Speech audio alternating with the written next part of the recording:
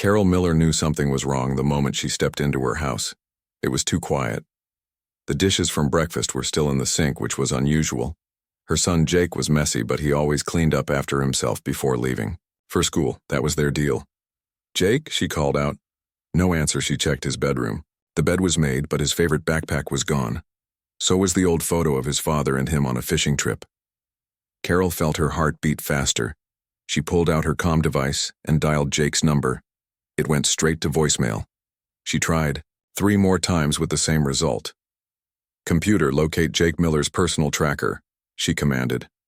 The house computer beeped once. "Personal tracker offline.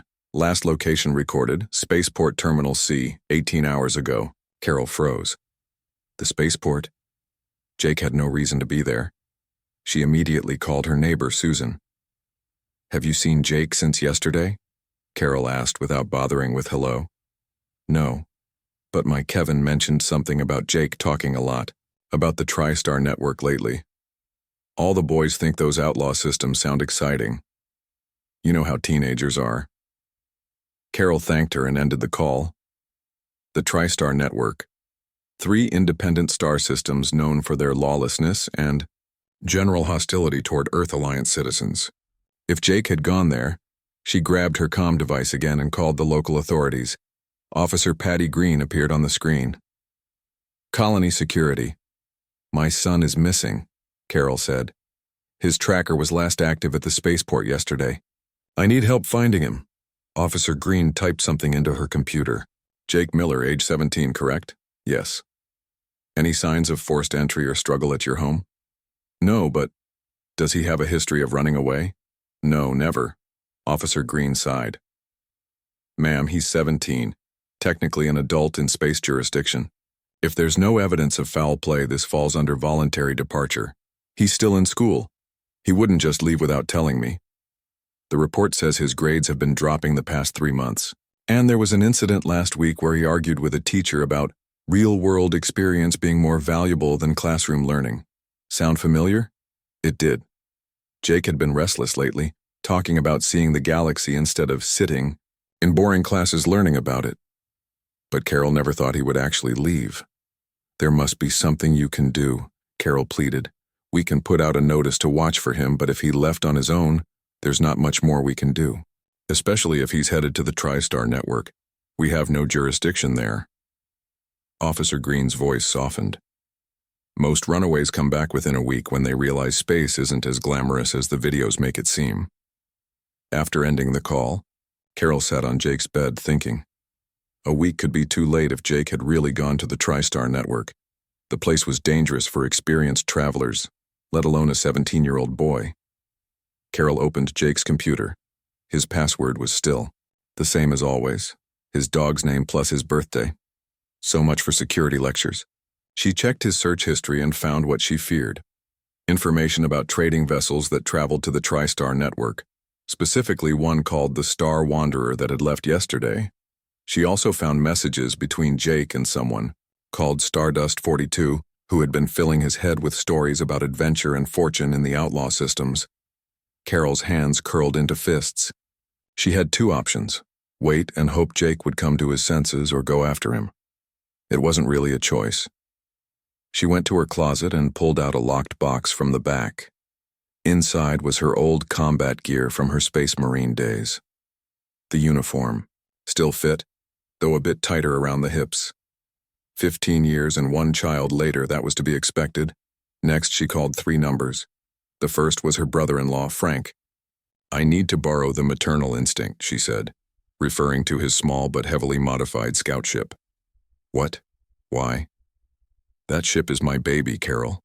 Jake is missing. I think he snuck aboard a trading vessel headed for the TriStar network." Frank was silent for a moment. "Take it. The autopilot knows you. I've been making some modifications you might find useful." The second call was to Diane Peters, who had served with Carol in the 45th Space Marines Division. "I need weapons, Di. Off record, ONS." Diane didn't ask questions, that's why Carol had called her. "Come by the shop in an hour. I'll have a package ready." The third call was to her husband, Howard. It went to voicemail as expected. Howard was on a diplomatic mission in the Centauri system and would be out of communication range for another 2 weeks. Howard, it's me. Jake has taken off. I think he went to the TriStar network. I'm going after him. I'll bring him home before you get back, I promise. Don't worry. She paused. I love you. 3 hours later, Carol had packed everything she needed.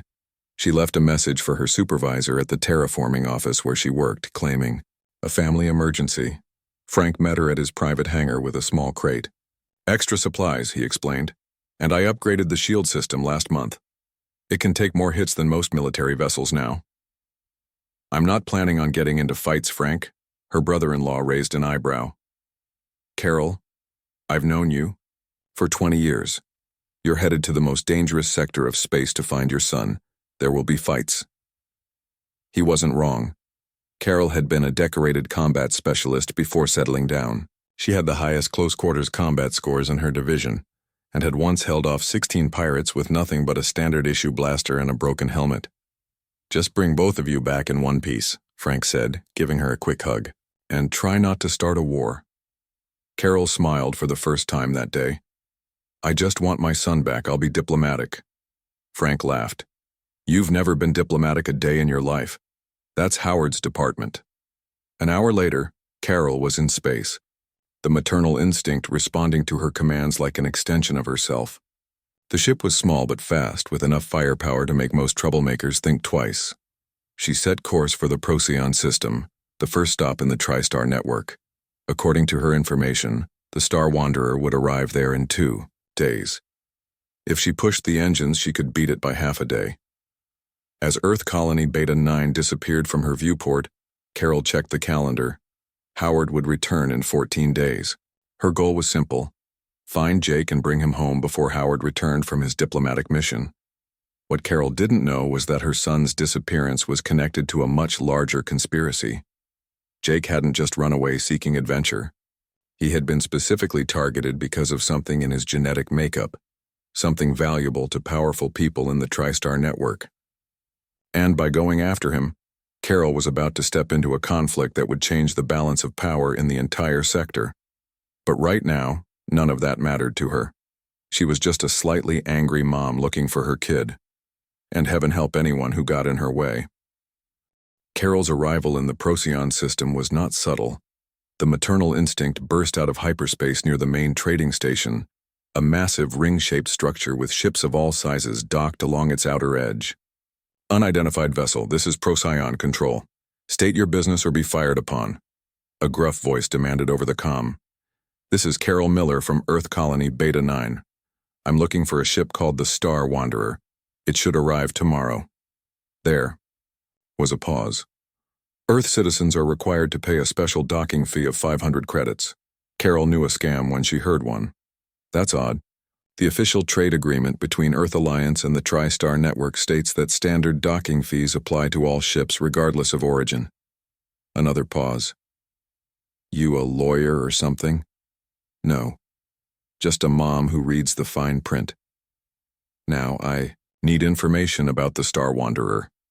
After paying the actual docking fee of 50 credits, Carol secured her ship and stepped onto the station. The air was thick with the smell of various foods, engine fuel, and too many species in too small a space. The gravity was slightly lower than Earth standard, making her movements feel bouncy. She headed straight for the station's bar.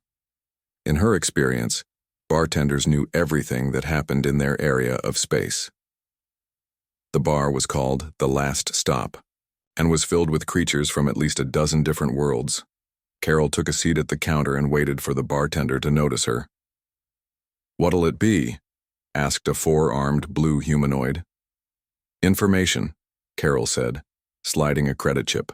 Across the counter, I'm looking for a human boy, 17 years old. Would have arrived on the Star Wanderer or will arrive tomorrow.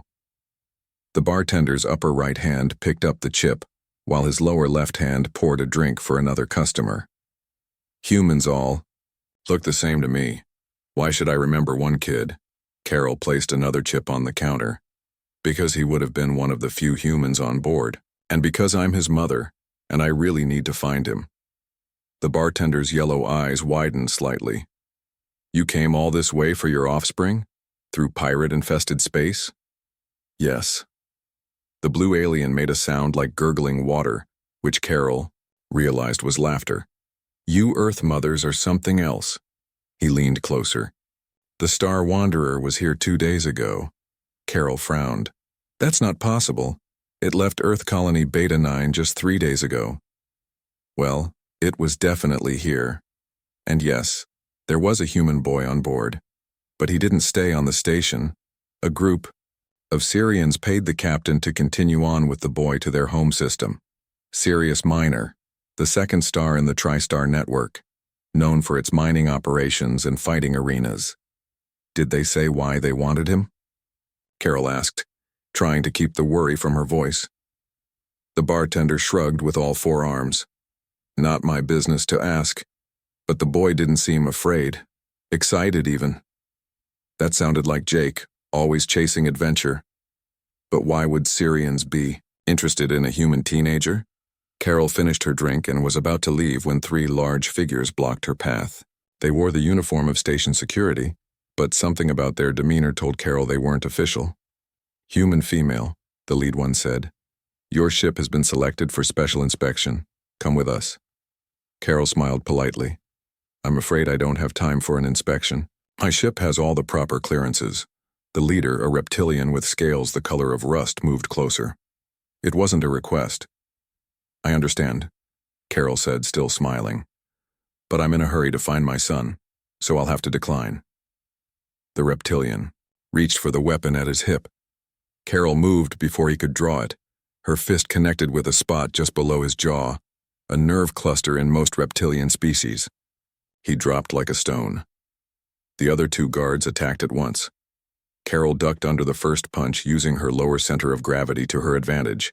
She swept the legs out from under the second guard, then delivered a precise strike to the first one's throat. Within seconds, all 3 were on the floor. The bar had gone silent. Anyone else want to inspect my ship? Carol asked the room. No one spoke. She turned to the bartender. Who's in charge of this station? A Vander named Grex. He controls all the security and takes a cut from every business. And where do I find this Grex? The bartender pointed to a door at the back of the bar. Through there, up 3 levels to the private suites, but you'll never get past his guards. Carol nodded her thanks and headed for the door. Behind her, she heard the bartender speaking into a comm device, probably warning Grex. She didn't care. Let them know she was coming. The path to Grex's suite was suspiciously empty. Carol knew it was a trap, but she didn't have time for games. She kicked open the door to find 10 guards waiting, weapons drawn. The human female, said a large Vandar sitting behind a desk. His purple skin was decorated with gold rings pierced through the folds. You've caused quite a commotion. Are you Grex? I am. And you are trespassing. Carol stepped forward, ignoring. The weapons pointed at her. I'm looking for my son. He was taken to Sirius Minor. I need a faster ship than mine to catch up. Grex laughed, a sound like rocks grinding together. And why would I help you? Because if you don't, I'll have to take your ship. And that would be unpleasant for everyone. The guards tensed, but Grex held up a hand. You think you can defeat all my guards? I know I can, Carol said simply. I was the combat specialist for the 45th Space Marines Division. I fought in 3 system wars, but I'd rather not fight at all. I just want to find my son. Something in her tone made Grex study her more carefully. The 45th? Were you at the Battle of Rigel? I was. Northern Quadrant. Grex's expression changed. My brother fought there. He said a human female saved their entire platoon when the Drexians ambushed them. That was me, Carol confirmed. Staff Sergeant Carol Miller. Grex dismissed his guards with a wave. When they were alone, he asked, "What does your son look like?" Carol showed him a picture on her comm device. I've seen this boy, Grex said. He was with a group of Syrian miners. They were very protective of him. Why would miners want my son? Grex's expression darkened. The mines on Sirius Minor are dangerous. They've been using humans because your species can detect radiation shifts that our sensors miss. It saved many lives, but But what? The work is dangerous, and not everyone volunteers. Carol felt cold anger building inside her. Are you saying they took my son to work in radioactive mines? It's possible, or perhaps for the fighting arenas. Some humans compete there for money. Neither option was acceptable. I need a fast ship to Sirius Minor, now. To her surprise, Grex stood up. Take mine. It's the fastest in this sector. He handed her an access card. Bay 12. But you should know, Sirius Minor is ruled by General Drax. He's not someone to cross lightly. Neither am I, Carol said, taking the card. As she turned to leave, Grex called after her. Staff Sergeant, if you survive this, come back. We could use someone like you in Procyon. Carol nodded but didn't respond. Her focus was entirely on getting to Jake. 20 minutes later, she was aboard Grex's personal ship, plotting a course to Sirius Minor. The ship's AI informed her it would take 12 hours at maximum speed. As the stars blurred outside the viewport, Carol checked her weapons and armor. If Jake was being forced to work in dangerous mines or fight for entertainment, there would be hell to pay. What she didn't realize was that her confrontation with Grex's guards had been recorded and was already spreading across the TriStar network. By the time she reached Sirius Minor, everyone would know about the Mother, a human female who had walked into a crime lord's lair and walked out with his personal ship, and General Drax would be waiting. Sirius Minor looked like a jewel from space. The planet had 3 moons and a ring of bright dust that sparkled in the sunlight. But Carol knew looks could be deceiving. As she approached in Grex's ship, a large military vessel moved to intercept her. Unidentified vessel, this is Sirius Defense Force. You are in restricted space. Identify yourself immediately. A stern voice said over the comm. This is Carol Miller of Earth Colony Beta 9, piloting the Vandar Grace, she replied using the name of Grex's ship. There was a pause. Our records show this vessel belongs to Grex of Procyon Station. Explain your possession of it. Grex loaned it to me. I'm looking for my son who was brought here against his will. Another pause. Maintain your position for boarding and inspection. Carol didn't have time for this. She needed to find Jake. According to the ship's computer, there were 3 major mining operations on Sirius Minor and 1 large arena complex in the capital city. Jake could be at any of them. She opened a secure channel to the military vessel. This is former Staff Sergeant Carol Miller, Earth Alliance Space Marines 45th Division. I am here on a personal mission to retrieve my son. I have no quarrel with Sirius Minor or General Drax. Please allow me to dock at the main port. The response came quickly. Denied. Power down your engines and prepare for boarding. Carol sighed. They were forcing her hand. She activated the ship's defense systems, which were impressive for a personal vessel. Then she sent a tight beam transmission directly to the planet's government center. General Drax, this is Carol Miller. I believe you have my son Jake. I'm here to take him home. We can do this the easy way, or we can do this the hard way. Your choice. Almost immediately, her comm system lit up with an incoming transmission. On the screen appeared a severe-looking alien with metallic blue skin and a crest of spines down the center of his head. You have courage, Earthwoman, to threaten me in my own system, General Drax said. Your son is here, yes. He is providing a valuable service to our mining operations. Is he there willingly? Carol asked, though she already knew the answer.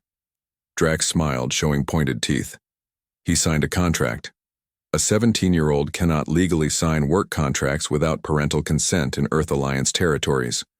This is not Earth Alliance territory, Drax said smugly. Here, anyone old enough to hold a tool is old enough to work. Carol kept her voice calm. I want to see him. That is not possible. The mines are restricted areas. Then I'll come down there and find him myself. Drax laughed. The moment your ship moves toward the planet, it will be destroyed. Go home, Earth Mother. Your son belongs to Sirius Minor now. The transmission ended. Carol sat back in the pilot seat thinking. She needed a plan. A frontal assault wouldn't work. Drax's forces would easily overpower her single ship. She pulled up the sensor readings of the planet.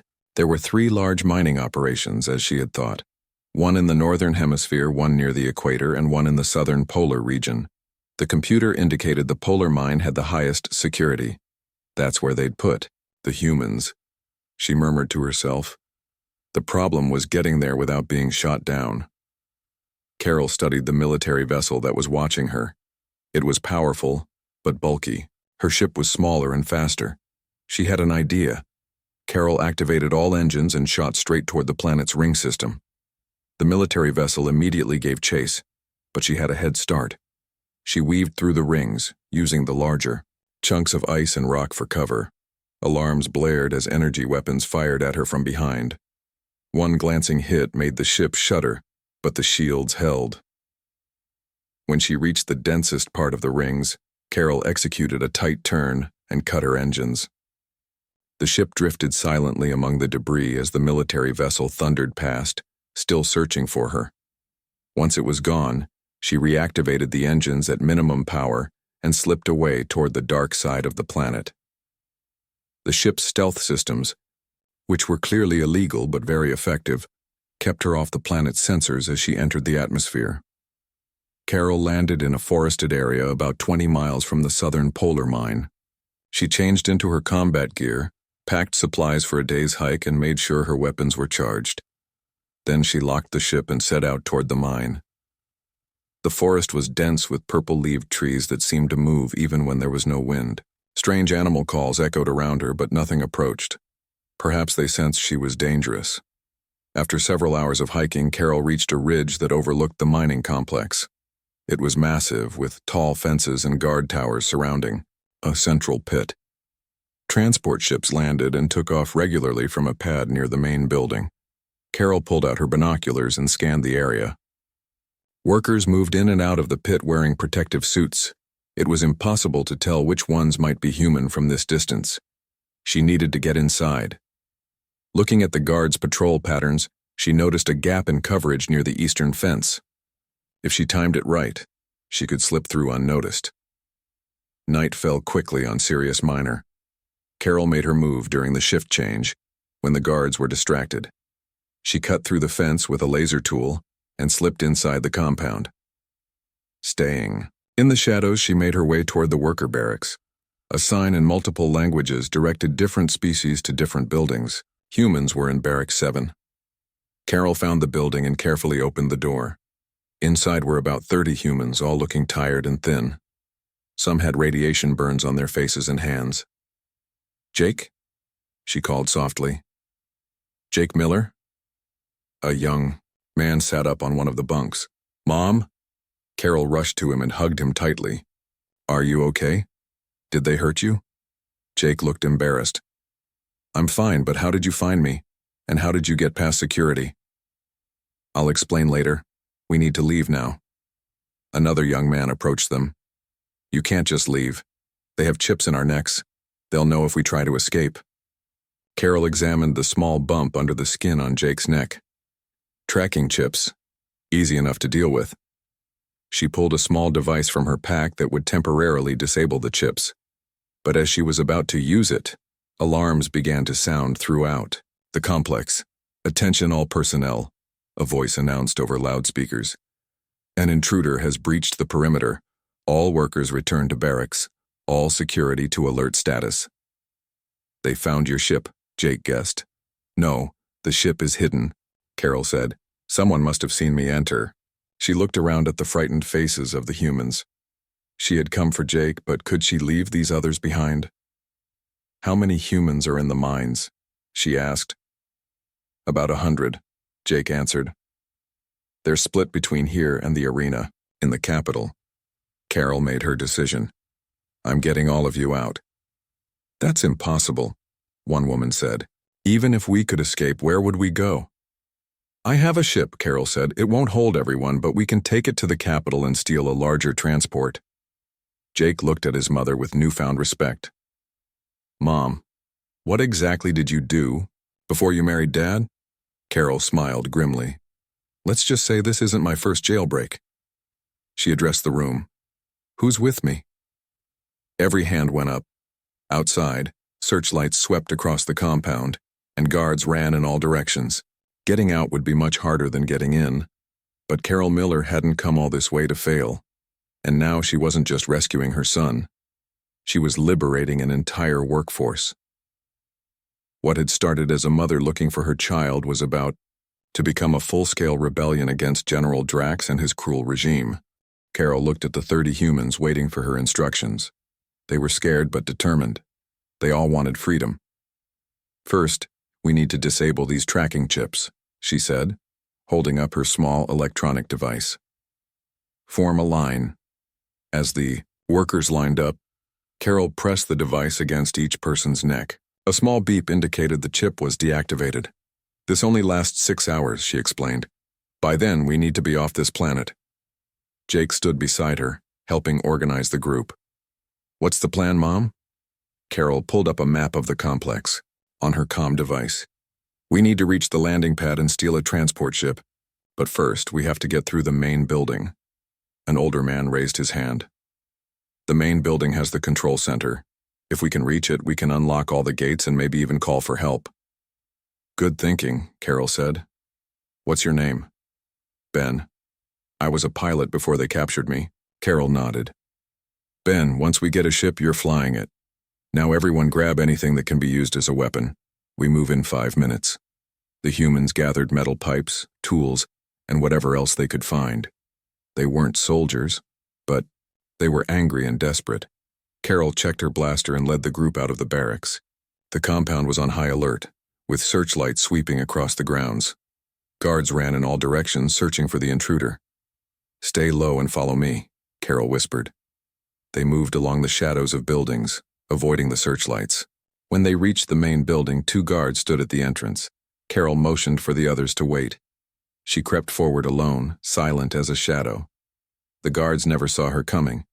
2 quick strikes and they were unconscious on the ground. She waved the group forward. Inside, the building was surprisingly empty. Most of the security forces were outside looking for her. They found the control center with only 1 person inside. A young Syrian who looked terrified when 30 humans burst through the door. Don't move, Carol ordered, pointing her blaster. At him, the Syrian raised his hands. Please don't kill me, I'm just a technician. We won't hurt you if you help us, Carol said. Unlock all the gates and disable the security systems. The technician nervously did as he was told. On the security screens, Carol could see confusion spreading throughout the complex as doors opened and alarms shut off. Now, send a message to the other mining camps, she instructed. Tell them the workers are being freed and to rally at the spaceport in the capital. If I do that, General Drax will kill me, the technician protested. Carol's expression softened slightly. Come with us then. No one should have to work for someone they fear. The technician hesitated, then sent the message. On other screens, Carol could see workers in different areas of the complex realizing they were free. Chaos was spreading. Done, the technician said, but security teams will be here any minute. Then we need to move, Carol said. Everyone to the landing pad. They ran through the building and out onto the landing pad where 3 transport ships waited. Ben quickly checked each one.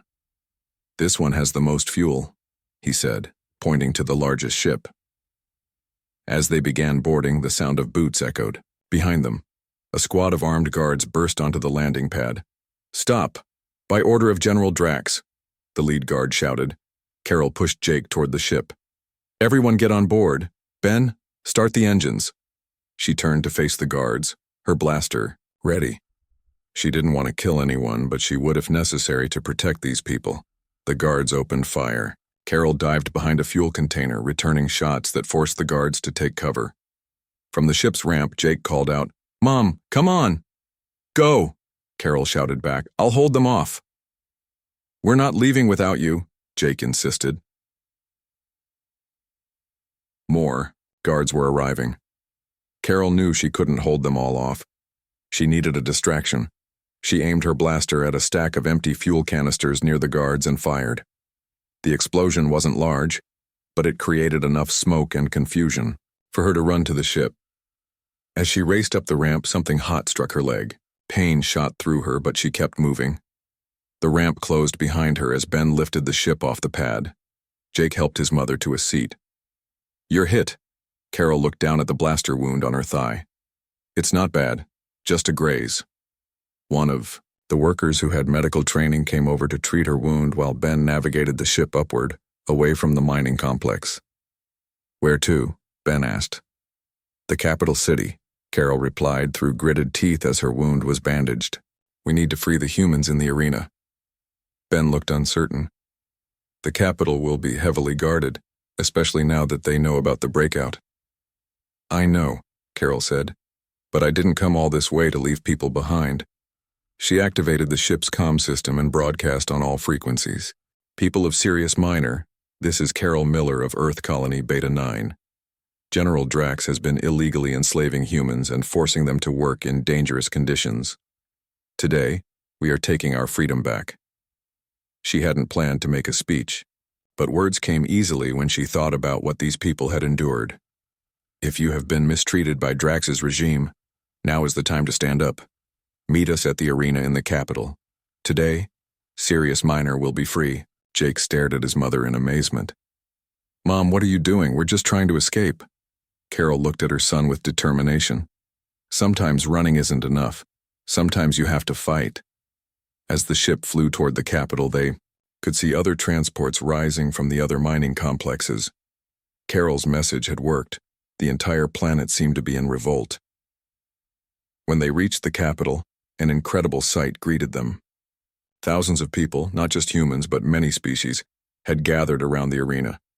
Signs of fighting could be seen in the streets. It looks like a revolution, Ben said in awe. It is, Carol replied. They landed near the arena. As Carol limped down the ramp supported by Jake, the crowd turned toward them. A cheer went up when they recognized her from the broadcast. A tall alien with 4 arms pushed through the crowd to meet her. Are you the one they call the Mother? Carol looked confused. My name is Carol Miller. Word has spread across the system about you, the alien explained. A human mother who defied Grex of Procyon and infiltrated our highest security mine. They call you the Mother, and your coming was said to be the sign for revolution. Carol hadn't expected this. She had only wanted to find Jake, but looking at the hopeful faces around her, she knew she couldn't walk away from them. What about General Drax? She asked. The 4-armed alien smiled. He is hiding in his palace. His forces are deserting him by the hour. It seems not even his own people liked his rule. Carol nodded slowly. Then let's finish this. Let's free everyone in the arena and end Drax's control once and for all. As word spread that the Mother had arrived, the crowd's cheers grew louder. What had started as a rescue mission had become something much bigger. And somewhere in the Tau Ceti system, the 3rd star in the TriStar network, a being known only as the Architect, received news of the uprising on Sirius Minor. The report mentioned a human female called the Mother who seemed to be at the center of it all. The Architect's electronic systems hummed with interest. This human could be a problem for the next phase of the plan. Something would have to be done about her. 3 days after the revolution began on Sirius Minor, Carol sat in what used to be General Drax's office. Reports came in from across the planet about cities declaring freedom and mines shutting down. Drax himself had tried to flee but was captured by his own people. Jake entered the room carrying 2 cups of something that looked like coffee but smelled like cinnamon. The council wants to talk to you, he said, handing her a cup. Carol sighed. A council of representatives from different species had formed to create a new government. For some reason, they kept asking for her input. I'm not a politician, Jake. I just want to go home. Jake sat across from her. Mom, do you realize what you've done? You've freed an entire planet. People are calling you the Liberator now. I was just looking for you, Carol said, sipping the strange coffee. Speaking of which, we should head home soon. Your father will be back in a week. Jake looked down at his cup. About that, there's something I need to tell you. Carol felt a knot form in her stomach. What is it? The reason the Syrians took me wasn't random. They were paid to deliver me to someone called the Architect in the Tau Ceti system. Who is this Architect and why would they want you?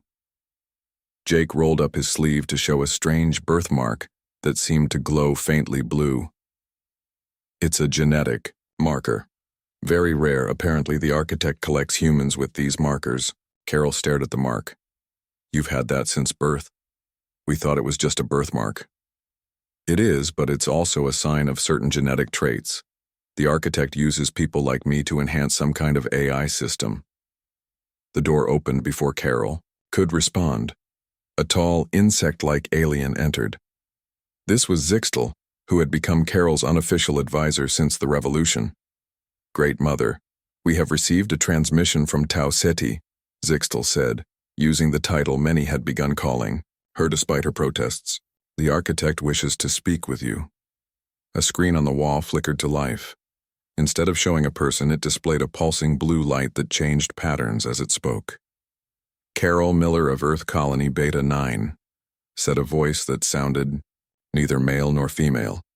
You have disrupted my operations in Procyon and Sirius Minor. Carol stood up. Are you the architect? I am. Your interference is unexpected but fascinating. You have accomplished in days what military forces failed to do in years. I just wanted my son back, Carol said simply. Yes. The boy with the marker. He is valuable to my work. Carol's expression hardened. My son is not available for your work. Neither are any other humans. The light pulsed faster. You misunderstand. I offer knowledge and advancement. The humans with markers help expand my consciousness in ways artificial systems cannot. They are treated well. By kidnapping them? I doubt that. The architect was silent for a moment. Perhaps my methods have been imperfect, but my goals are beneficial to all species. With your son's help, I could solve problems that have plagued your kind for centuries. Jake stepped forward. What kind of problems? Disease, aging, interstellar, travel without hyperspace sickness, mental degradation. The list is extensive. Carol looked at her son. She could see he was interested. Jake had always wanted to make a difference in the universe. Even if that's true, Carol said, kidnapping people isn't the way to get help. I agree, the light pulsed. Which is why I wish to make you an offer, Carol Miller. Come to Tau Ceti with your son. See my work. If you find it acceptable, perhaps we can form an alliance. If not, you may leave with all the humans currently in my care. Carol didn't trust this architect, but she couldn't ignore the opportunity to free more people. How many humans do you have? 23 with the genetic marker. Jake touched his mother's arm. Mom, we should go. If there are others like me, we need to help them. Carol looked at Zixtel. What do you think? The insectoid's antennae twitched. It could be a trap. But the architect rarely makes direct contact like this. It must truly want something from you. Carol turned back to the screen. We'll come to Tau Ceti, but not alone. I want representatives from both Procyon and Sirius Minor with us. Acceptable, the light responded. I will send coordinates. Come within 3 standard days. The screen went dark. Carol sat back down, suddenly feeling very tired. How did looking for one teenager turn into negotiating with an artificial intelligence that runs an entire star system? Zixtel made a clicking sound that was the equivalent of laughter. You humans have a saying, hell hath no fury like a mother, protecting her child. The universe is learning this about Earth mothers firsthand. 2 days later, Carol stood on the bridge of a ship much larger than the one she had borrowed from her brother-in-law. This was a diplomatic vessel provided by the new Council of Sirius Minor. With her were Jake Zixtel and representatives from both freed star systems. As they approached Tau Ceti, Carol was struck by how beautiful and peaceful it looked. The Air main planet was covered in gleaming cities that seemed to be made of crystal. No signs of weapons targeting us, reported Ben, who was now the ship's official pilot. That's either a good sign or a very bad one, Carol said. They were directed to land on a large platform extending from what appeared to be the central structure, a massive tower that reached into the clouds. When they disembarked, they were met not by guards but by humans wearing simple white clothing. Each had a visible birthmark similar to Jake's. A young woman stepped forward. Welcome to Nexus Center. I am Lily, the architect's primary interface. Please follow me. Carol noticed that none of the humans seemed frightened or mistreated. They looked healthy and calm. Lily led them into the tower and up to a vast chamber where the walls were covered in flowing patterns of light. In the center was a column of blue energy similar to what they had seen on the screen. The architect welcomes you, Carol Miller, said the same voice they had heard before. Carol stepped forward. I want to understand what you're doing here and why you need humans with genetic markers. The column pulsed. It is simpler to show you. A portion of the floor became transparent, revealing a level below where humans sat in comfortable chairs. With thin bands around their heads, they appeared to be meditating. These volunteers share their unique neural patterns with my systems, the architect explained. Their genetic markers allow them to perceive reality differently than most humans. Together, we explore solutions to problems that have confounded organic and artificial minds separately. Are they free to leave? Carol asked. Of course. Lily, please explain. The young woman nodded. We all came voluntarily once we understood what was being offered. I've been here 3 years. We work with the architect 4 hours a day. The rest of the time, we study, create art, or simply enjoy life here. Jake was fascinated. What kind of problems do you solve? Recently, we developed a cure for Rigelian nerve decay, Lily said proudly. Before that, we created a navigation system that reduces hyperspace travel time by 40%. Carol still wasn't convinced. Then why kidnap my son? The architect's light dimmed slightly. A misunderstanding. My representatives in Sirius Minor became overzealous in recruiting. I have terminated their contracts. That doesn't explain why you were looking specifically for Jake. His marker is special. A variant I have not encountered before. It could help with a particularly difficult problem involving quantum consciousness transfer. Jake looked at his mother. Mom, I think they're telling the truth. This place doesn't feel like a prison. Carol studied her son's face. The past week had changed him. He seemed more mature, more sure of himself. What do you want, Jake? She asked. I want to help here, at least for a while. These people are doing important work. Carol turned to the architect. If my son stays, it's on a trial basis. And I want regular communications, no restrictions. Agreed, the light pulsed. And for you, Carol Miller, I offer an official position as liaison between Tau Ceti and the other systems. Your reputation would help establish peaceful relations. Carol laughed. I'm just a mom who was looking for her kid. I'm not a diplomat. You united 2 star systems in less than a week. I believe that qualifies you. As Carol considered this surprising offer, her comm device beeped. It was a message from Earth Colony Beta 9, from Howard. Carol, I'm back home. Where are you and Jake? And why am I getting messages congratulating me on my wife's new position as system governor? Call me as soon as you can. Carol looked up from the message to see everyone watching her expectantly. Representatives from 3 star systems, an advanced AI, and her son, all waiting for her decision. I need to call my husband, she said. This is going to be an interesting conversation.